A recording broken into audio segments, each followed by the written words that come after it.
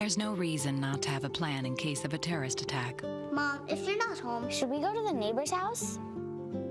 and some extremely good reasons why you should. Can you tell me? Talk to your family about what you would do in case of an emergency. For more information, go to www.ready.gov. And we're back. If you missed the first part, I'm with Askia, and we're talking about relationships. We're talking about how we got here. And now listen, because it's just so much is running through my mind. I'm thinking something that you just said when you said something about the master coming in and taking your wife away and letting the man know that you're not the protector. You can't do anything about this. And I'm thinking now when we see men walk away from their children, walk away from their their families, and without any kind of circumstances or any kind of conscience, these things are pretty much inbred into them. I mean, we never think of it like that. We always say, well, how come you don't do this? How come you don't do that? But a lot of that comes from things that have happened. It's conditioning. Like I said, I think a lot of times that we see in the society. We're not excusing it now. Yeah, we have this battle of African American men and African American women, and if he would be just a strong black man, then I would be happy. And I mean, hell, what do you know about being a strong black woman? Do you understand that being argumentative doesn't mean you're strong? Yeah. What strength are you bringing to him? Yeah. I think when you're a strong individual, when you're able to accept both in you, your mother and your father. I can't be a strong black man without accepting my mother that's in me too. And that feminine nature, that had nothing to do with anything else, but I have two qualities in me. So I think that what we do is that we battle and we blame each other, but that would be a part of what your enemy would want you to do, is battle with each other, instead of coming to the realization that we both have issues, and those issues really have to be explored on how we treat each other. We argue too much, I say, when you love someone, you don't try to give them some poison. Because when you argue the next day, are you going to feel better or are you going to feel worse? Yeah. You see? Yeah. We have to come in, how do we have to have goals. When you say that 90% of African American children, are they planned or is it just something that happened by mistake? How do you choose your person in your relationship? I always say, we have to have criteria to choose our people in our relationship. When I talk to young ones, they would, our generation, we used to use the word courting. Yeah. And I said, well, they didn't know what courting is. I tell them like this. Then it's like when you meet somebody, it's like having a job. On a job, they have you fill out an application.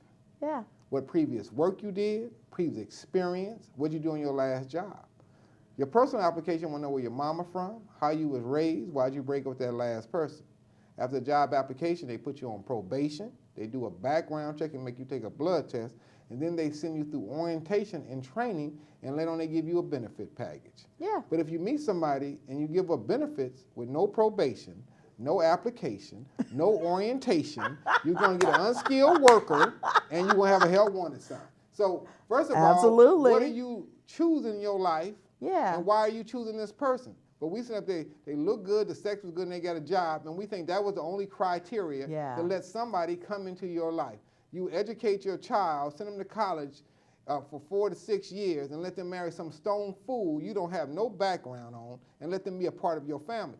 There has to be but that's culture. Yes. Culture means to cultivate, and it means to be able to wish the best for your family. We have 4th of July, Memorial Day, Labor Day, Thanksgiving, have the whole family over. But we never have cultural days when we talk about Grandma Winnie, Uncle George from Arkansas or Mississippi that brought your family together. Do a Black History Month, you can't even do a book report on your grandparents. Now that's a shame. But see, culture is not just being that you are part of people that were persecuted. Culture is part of developing and cultivating what you have. Because in the garden, you got two things growing all the time. You got flowers and you got weeds. And we're talking about the youth because they ain't been cultivated. They turn it into weeds. Yeah. Now what we got to do, I mean, we talk about it. I mean, we talk about everything. We got to discuss everything. And now, what is your I mean, really, because somewhere, when I was in Israel, there were just, I mean, all these young Jewish people there, and the Jewish people actually pay for them to come over to Israel and to learn about who they are. You know, and I thought to myself, wow, it would be nice if we had money to send our children to Africa and learn about who they are. And I'm told, and next year I'll get a chance to go, but I'm told that people can look at you and tell, you know, where you come from. Just like, and that's pretty much like it is here. I mean, you could look at somebody and say, gosh, you look familiar. What's your last name? You know, I thought you was a Bailey, or, you know what I'm saying? So we do that, but we have got to take the time to stop and educate. Well, we have to be able to understand that culture is everything.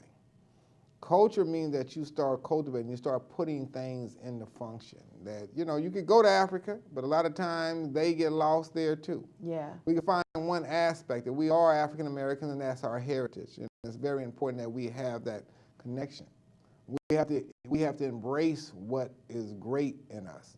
And we have to accept what we need to change in us too. Yes. So it's a total acceptance of the change that you have to be made, because there's so much writing. I mean, when you imagine, when you have we could even call it the educated African American.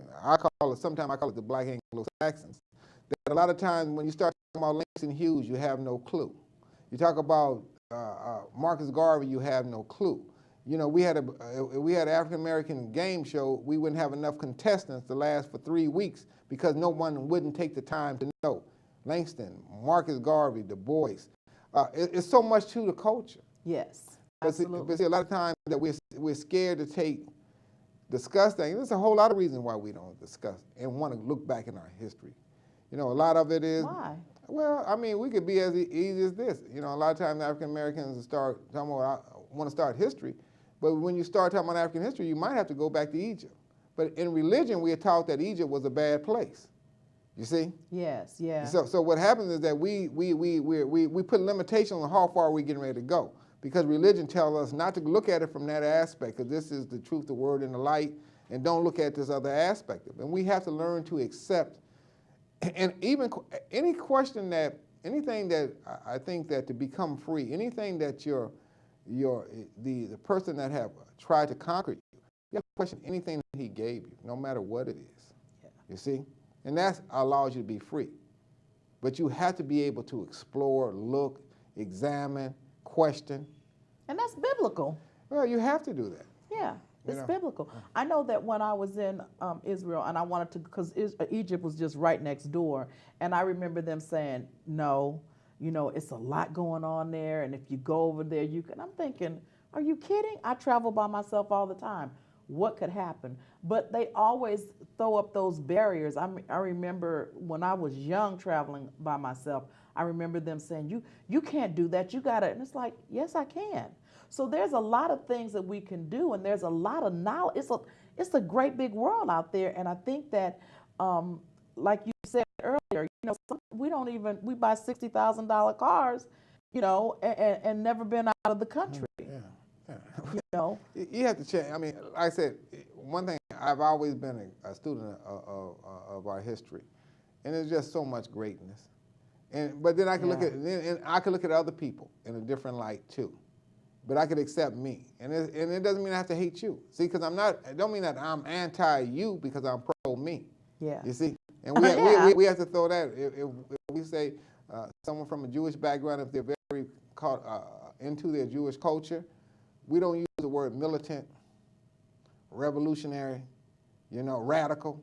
No, you're just accepting and embracing all that culture has to give. Yes. But when it comes to us, that we learn the culture, we have these other stigma put on us, militant. No, it's just accepting who I am. Who we are. Because I think it's so important because of the youth, you know, because we have to understand that we have to give this information to the youth, because we have to understand that youth is the age group that always makes changes. If we look at the 60s movement, Dr. King was 26, Malcolm was 27, H. Rap Brown was 22, Huey P. Newton was 21, Angela Davis was 18, Fred Hampton was 19. Stokely Carmichael was 19 years old. We have to look at the whole movement. If we look at the hippie movement in the 60s, it was a hippie. It wasn't the 35, 40-year-olds making the revolution and changing American society. It was Andy Hoffman. All these great young people from every culture made America change. But what happened is that America could control, dumbing down the youth, and we give them toys that we don't really let them understand that they can make the changes. And so it's important for any culture to always protect their youth and not blame their youth, because anytime you blame your youth for their condition is because you were a neglected parent.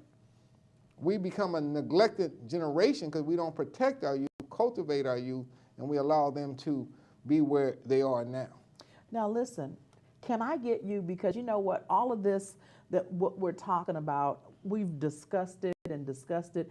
I would love for us to come together and have a forum where you would come and others come and talk to our youth. You know, I'd like to put some information out and start to bring them in, because this information is invaluable. We, you know, sometimes just knowing a little bit more about yourself can make you feel a little bit better about yourself. Because I'm kind of getting the feeling that when we see, when we look at our children, they don't really have a lot of good feelings about who they are. So can we get together on this? Can we come together and put a forum together and invite our youth and the parents of the youth and come together and do something? Because I'm really, you know what, we do a lot of talking. I would really like to resolve this. I think that when we think about youth, we have to talk about parents. Yeah. Because right now, we're talking about the average grandparent in our community now is 39 years of age. Or So when younger. Big Mama is 39, we in trouble. when Big Mama is 39, we're in trouble. So these are some issues that we really have to explore. We're going to have to put the time together. We're going to have to put the different form. And no one's going to come there with one answer. Okay. Listen, we're running out of time, but we will come back again. Yes. And we will, you promise me we will put that forum on together? We're ready for it. Absolutely. Listen, thank you for allowing us to come into your home. This is Askia. We've had a wonderful time with you. I hope you're walking away with a lot of valuable information. Look forward to seeing you next week. Thank you.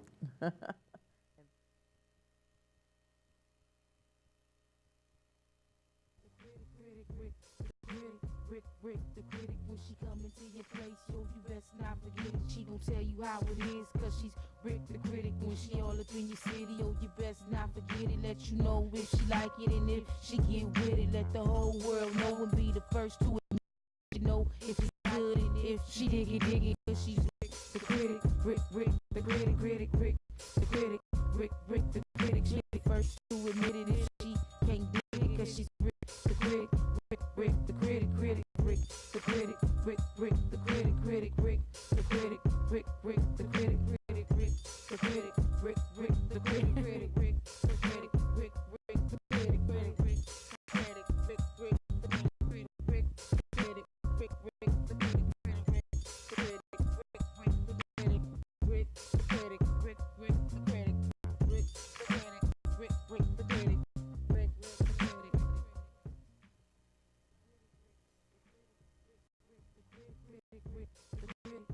Rick the critic, when she come into your place, so you best not forget it. She gon' tell you how it is, cause she's Rick the critic. When she all up in your city, oh, you best not forget it. Let you know if she like it and if she